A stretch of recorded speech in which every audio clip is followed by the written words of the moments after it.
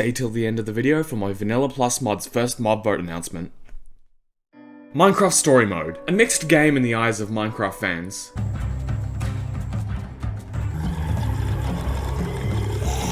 Some people like it, some people don't. Now, I enjoyed the concept of the Witherstorm, the kind of constant looming threat with the heroes on a time limit to save everything. So after the Witherstorm was defeated, I personally got a little bored with it. Telltale and Mojang were quick to stress upon this game's release that it isn't a part of the official story of Minecraft, more so gesturing to the main game and the other games it's connected to lore-wise. I think that this technically could be the case, but there's something else that we could take into consideration with this game's canonicity. A widely known episode for story mode is a portal to mystery. The murder mystery episode, where the majority of the characters are Minecraft YouTubers, voicing themselves. Now, they could have just had them as the character they portray, but one line that Captain Sparklez uttered made me think about this. And I'm Captain Sparklez. Though, maybe you know that already. Captain Sparklez, I've got like 9 million fans? Yeah, I actually have no idea who you are. Oh, really? Like, no idea? Followed up with utter confusion from the main characters and the fact that this place is accessed via a portal. I think these portals may be inter-timeline and not interdimensional as they usually are. So, in a sense, no. Story mode isn't canon to the main game and its related games, but could still be lightly connected through the concept of these portals. Now imagine, what would the game be like if we had story mode content? What could that bring to vanilla? Apart from the obvious and extremely popular Witherstorm, destroying everything in its path, you could get command block, tools, and sword instead of netherite, adding an extra tier. A lot more armor could bring more variety to combat, as well as sets like the Enderman costume, which makes Endermen not care about you looking at them. Entities like Romeo the Admin could be formidable foes or give the player other abilities for endgame content. This could include more golem types like the Icy Golem and the Magma Golem, which don't really have unique designs. Even the Icy Creeper. What?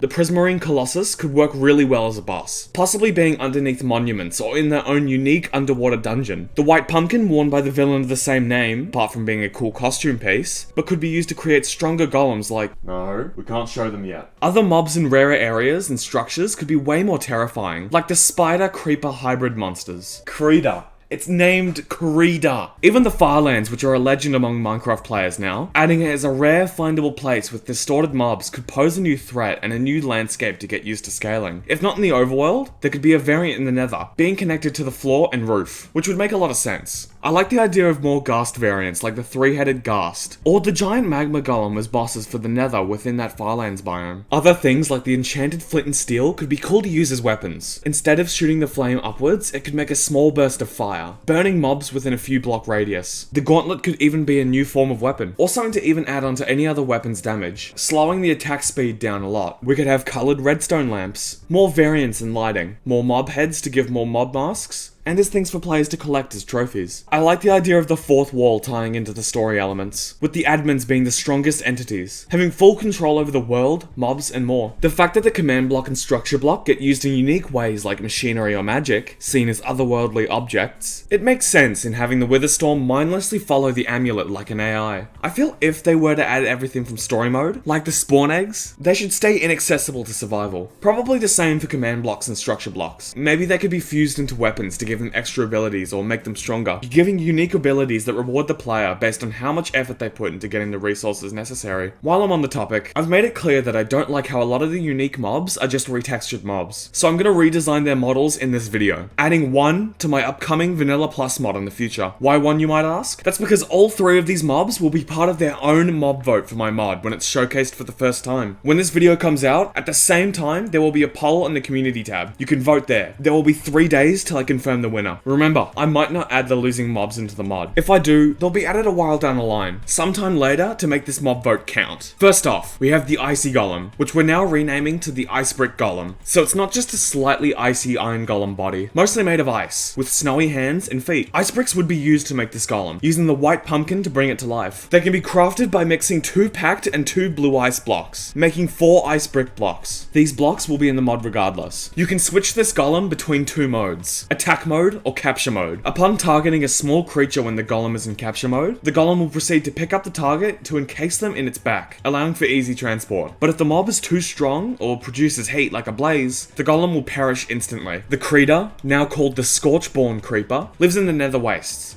crawling along walls and roofs, being able to detach and explode without warning. But they are extremely slow, punishing unobservant players. If defeated, it drops primed gunpowder. The player can tip their arrows with it to give explosive damage, creating a small explosion that hurts enemies. If the player doesn't use it to tip their arrows, a special item can be crafted with fermented spider eyes, netherwort, and the primed gunpowder. They can use it to pacify scorchborn creepers, being able to have explosive defenses. This might have some different effects on other related mobs outside of the nether. The giant ghast, which we'll be naming the ghast cluster, is a mini-boss that protects the ghast hives, a giant version of the already planned ghast nests, which include budding glowstone as a way to farm it. The ghast cluster drops a tougher, more leathery ghast skin. Surrounding 8 of these around a saddle in the crafting table allows the player to saddle a ghast. The saddle will fuse into the ghast's back, letting the player glide through the nether atop this pacified floating marshmallow. The taming process will remove its ability to fire explosive fireballs. If the tamed ghast leaves the nether, it will disintegrate instantly, so it won't be able to be ridden outside of the nether. Finally, we have the magma golem. I don't really know what this one could do, and it's not really part of the mod vote. I just wanted to redesign it. If someone comes up with a cool idea, I might implement it into the mod. As a bit of an update for the Vanilla Plus mod I've been slowly working on, the mod is getting really time consuming to develop, even getting me to miss out on releasing a video. I don't want the quality of the mod to be half-assed, so once I get enough money from my videos, I'll be paying people who actually have the experience to help make this mod the best it can be. So when we grow bigger, all money I make from YouTube will go right towards the mod. But I will still be modeling, planning, and adding what I can, without decreasing the quality of the mod due to my inexperience. One last thing, I've started to make more videos for the second channel. I'd really appreciate if you took a look at the content I have to offer there. Like this upcoming video where a friend and I avoid the wither storm.